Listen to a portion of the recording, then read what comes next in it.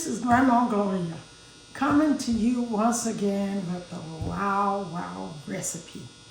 This is an old recipe from my mother, or my biggest sister, oldest sister. A red velvet cake. But I'm gonna make it wow. I'm going to put some cream cheese in it. So, we're gonna get started. The first thing you need to do is come in 3 phases. And I want to say, please don't be afraid to make a elaborate cake. Don't shy away from it. Once it's all get together, you'll say, oh wow, I didn't know I could do that. So we're gonna start off with 2 cups and 1/4 of cake flour. It's lighter than your regular all-purpose flour. And in that, we're going to put in 1 teaspoon of baking soda, not baking powder, baking soda. You're going to put in 1 teaspoon of salt. And you're going to put in 3 tablespoons of cocoa. And with that, you're going to blend this together. Just stir it up real good. I'll set that aside. And this is 1½ cup of sugar. Put that in there.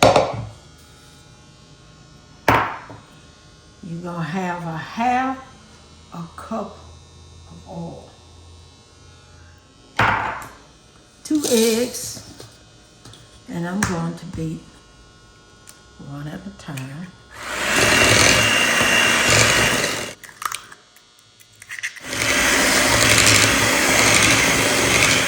Now, little by little, we're going to use the dry ingredients, and we're going to start adding some of the buttermilk, which is 1 cup of buttermilk. So,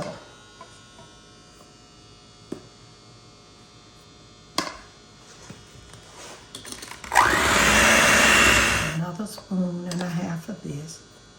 And I'm going to add some buttermilk.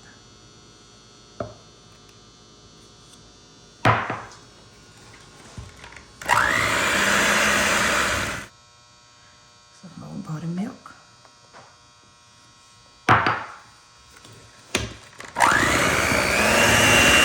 And I'm going to put the rest of the buttermilk.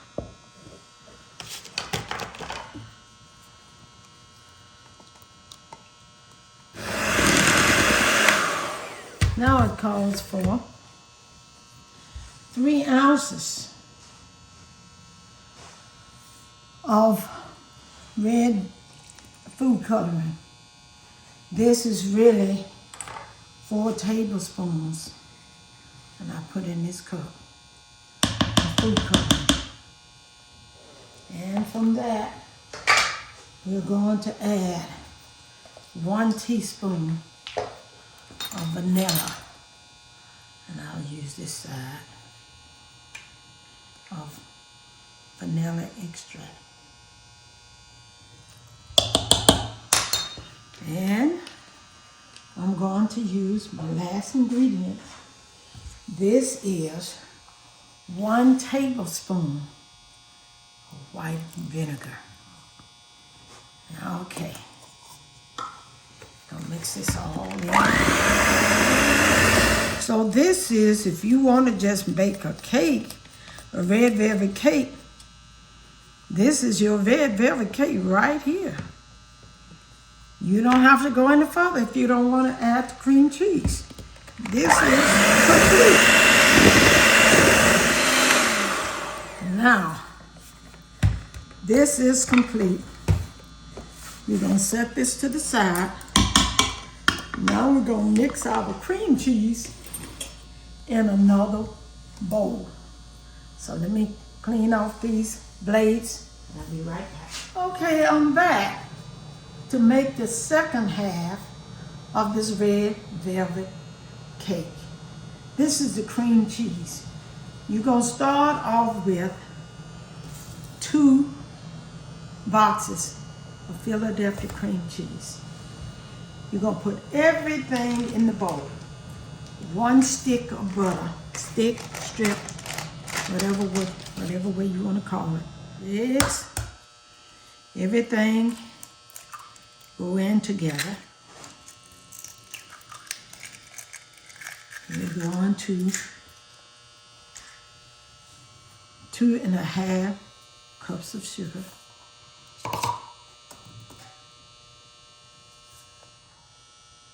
2 tablespoons of vanilla. This is a teaspoon, but 2 teaspoons make a tablespoon. So 1 tablespoon of vanilla extract. I put 2 teaspoons. I don't want to confuse you. All right, we're gonna mix this. This is a cream cheese that's going to go with this red velvet. And I hope, yeah, this is gonna be all right. This little ball gonna be fine.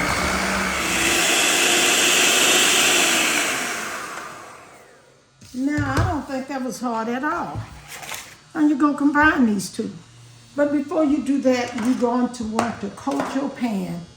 I would love to have this in a bunk pan because of the vinegar and all the other liquids. It's too light of a cake to come out of the bunk pan. So we're going to use a loaf pan. What I did, I greased it, I coated it. You can use a can spray. One of the brand names is Pam, or you can use Charmin. Charmin really coats really good. Make sure you get the sides. And since I'm getting the sides, it'll probably fall out on me. All the way up. There you go, you got your pan coated. This cake is so light, even if I try to, dip it spoon by spoon, it'll take a while. So what I'm going to do, I'm just going to pour it in.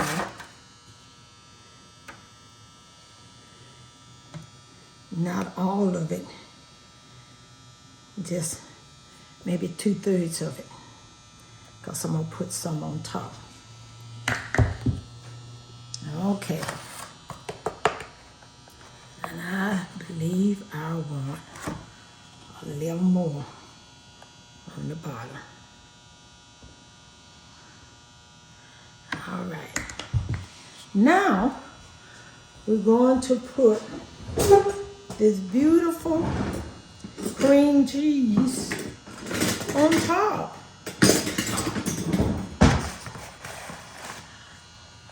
It's really going in the middle because you're going to, I'm just going to dab it there.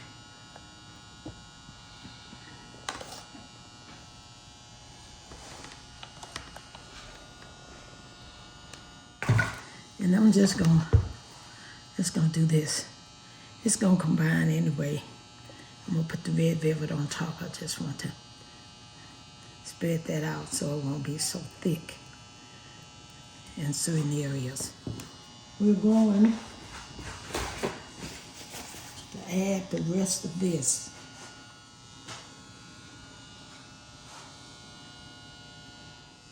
Now this is going to bake for about 45 minutes to an hour on 350. We're going to give it a toothpick test. The oven is ready.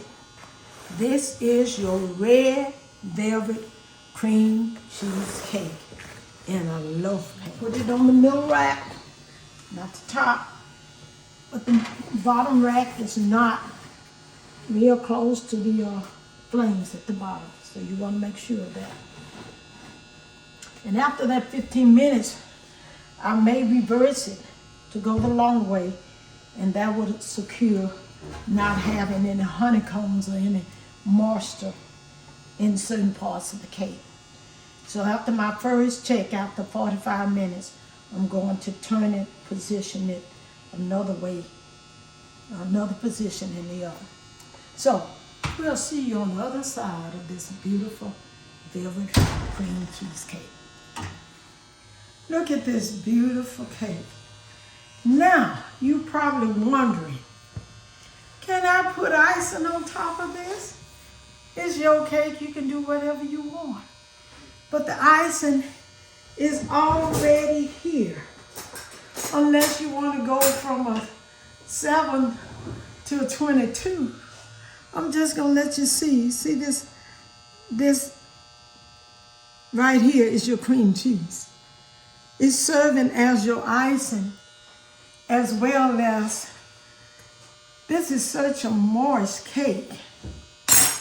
I'm hoping it's kind of moving around from the sides, but the reason why we can't use a bundt pan because of the cream cheese, it sells at the bottom. A lot of it does.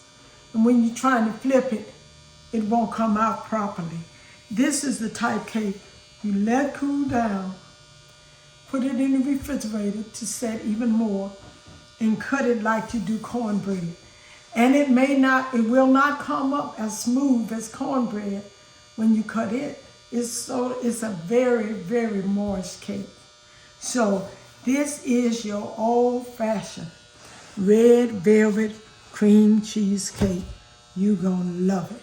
Yes, I'm back with the red velvet cream cheesecake.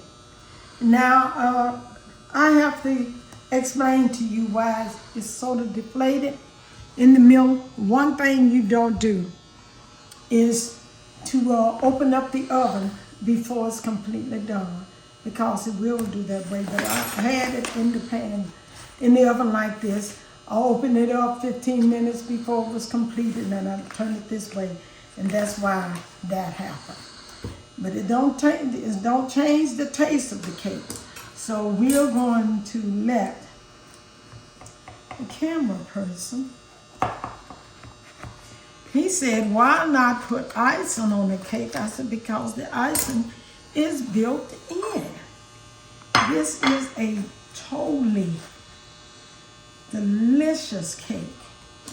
Can you see this here? It look good. Well, why don't you just taste it? I love red velvet, so I'm expecting this to taste wonderful. Let's go ahead and see.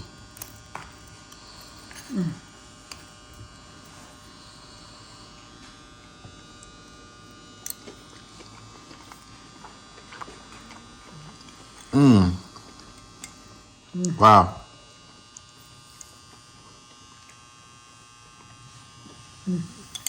Yeah, that's amazing. I love it. Definitely, strongly recommend everybody make this one. Definitely.